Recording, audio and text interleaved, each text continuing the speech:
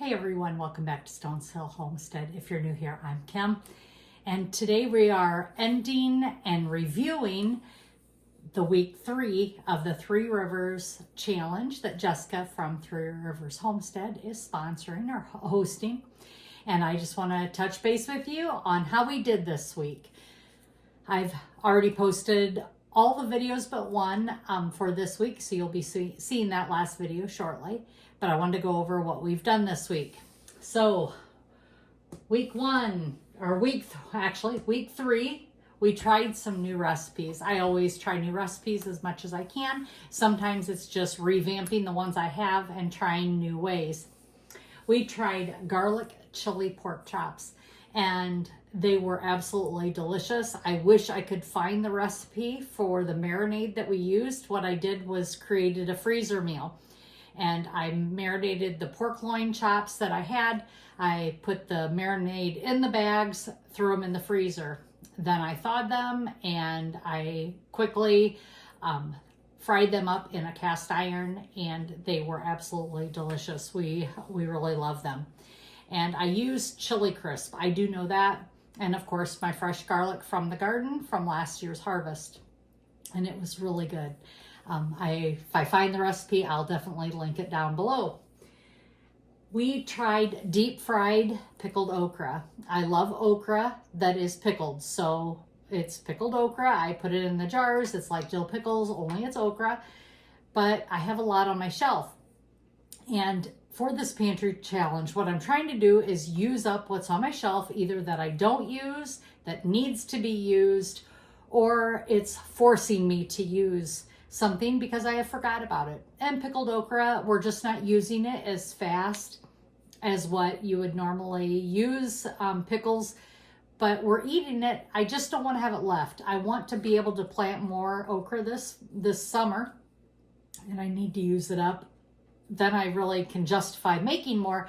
Otherwise, I've got too much on the shelf, and I just don't want it to sit there longer than 2 years. That's my limit for almost all my stuff, 2 years. It's not that it's not good after 2 years. I have several things that are older than 2 years, such as some of my beef. Depending on how you can it's going to last indefinitely. It's just a preference, but I like to use my vegetables 2 years or less. It's your kitchen, your rules. So I'm not going to tell you how to do it or not to do it. I just want you to be aware that some of my items are older than 2 years. I want to have full transparency. How long do you keep your things on your shelves once you've canned it or preserved it? Expiration dates are just a suggestion. Best by dates, again, suggestion. I have been known and have been raised to the sniff and taste method. And most of you know what that is. When you're in my generation, that's just what we do. The next recipe was a breakfast casserole that came out of sheer need, and I will tell you more about that when I get down to this freezer, number 3. But we did make a breakfast casserole. It was, I believe, a keto recipe. There was nothing in it that would make me believe that it was not full of or had any carbs per se, other than the natural carbs that are already in those foods. So I feel pretty good about that. Oh, I am wrong. I use potatoes in it. Forgive me. It is not keto. Normally I don't use hash brown potatoes. I did this time because that is what I had on my shelf. So I did use them. I am sorry, not keto. Remove the hash brown potatoes. You've got a keto breakfast casserole. The other item I made was a Dutch oven chicken pot pie. Again, I just started pulling things from my pantry shelf that I have canned from the garden, from things that I have, like my chicken meat, my green beans, my corn, my peas, and my carrots. And that made our chicken pot pie. I also had a box of Red Lobster Cheddar Bay biscuit mix, and I used that for the topping, which created the biscuit crust on top of that chicken pot pie. The next thing is canning. I still can in the winter. I had some cranberries, again, from that refrigerator that we're going to talk about down here with this freezer. I had some fresh cranberries left over from the holidays, and we love cranberry juice, so I canned 7 quarts of cranberry juice. The freezer. My husband went out to the refrigerator freezer out in the garage. It's our spare refrigerator. And he opened up the top of it to get his breakfast burritos out that I make.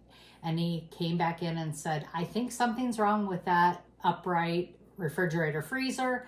I believe the top is starting to thaw things. So we quickly went out, and sure enough, it was not freezing the items. We knew that could be a potential with this refrigerator freezer. It was a gift to us. We've had it for 4 years, going on 5 years. And we are very thankful that we received this as a gift for our outside refrigerator. But we knew that there was potential for it either freezing things or not freezing things. So we've used it.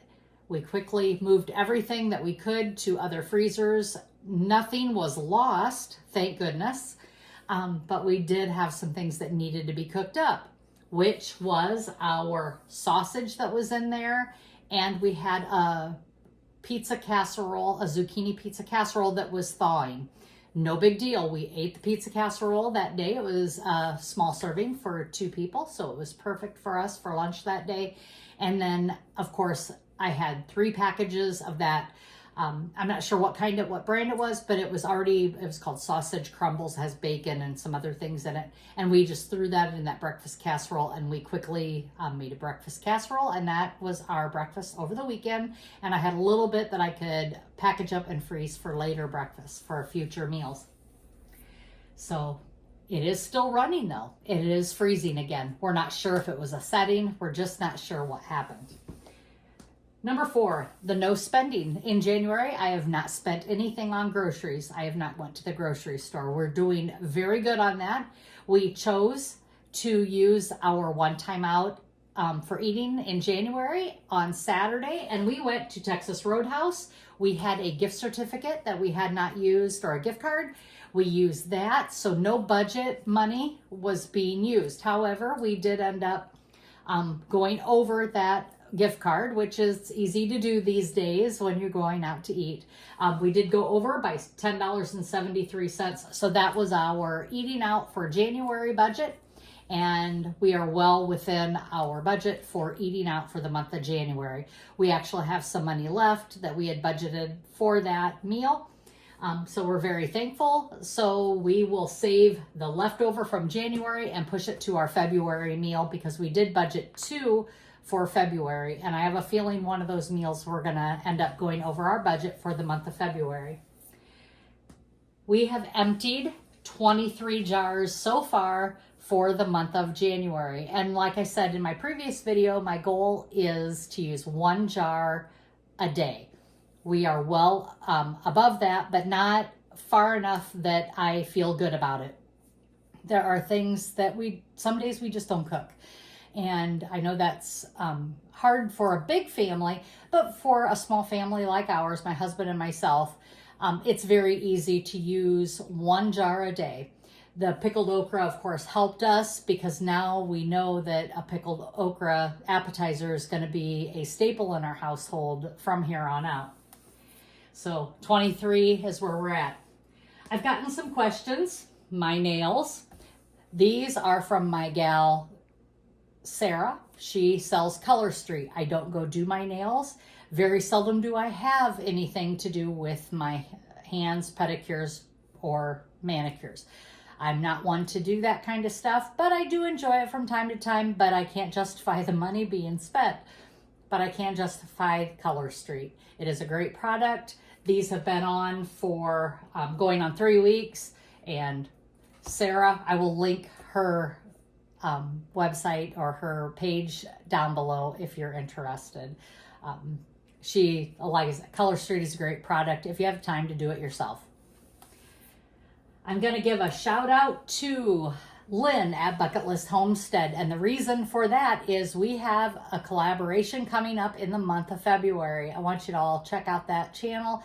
I will also be participating in this collaboration. I am not spilling the beans on what this collaboration is. I'm going to let Lynn do that, but once it happens, you will see videos daily on this collaboration that she is having. And I want you to just check it out. Check out the channels. You will love it for February. Thomas Acre Homestead. This is Cody and Angie. They are a new channel and they need some love. Check out their channel. What you will find unique about their channel is she does do some Mexican dishes. Her family is Hispanic, and they are her family's authentic recipes, and they are very delicious. I am very spoiled by them. So in full disclosure, that is my son and his wife. That is their family. They are beginning their homestead. They have been working on this for over a year now.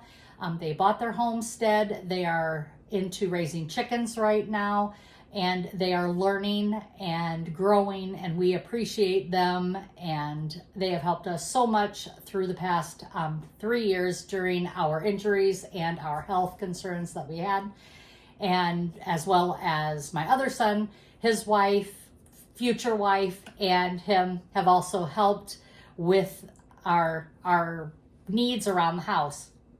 But just check out Cody and Angie's channel, if you will, and give them some love on their channel. Three Rivers Homestead, of course, to Jessica. Thank you so much, Jessica. We appreciate you. We love your videos. We love the time that you give to us. There are so many things that we learn from you, and we just want you to know that we are blessed to have you in our lives and as a YouTuber hosting this challenge. So as always, everyone, I'm going to shut this video down. Be blessed and laugh as much as you breathe. Have a great day, everyone.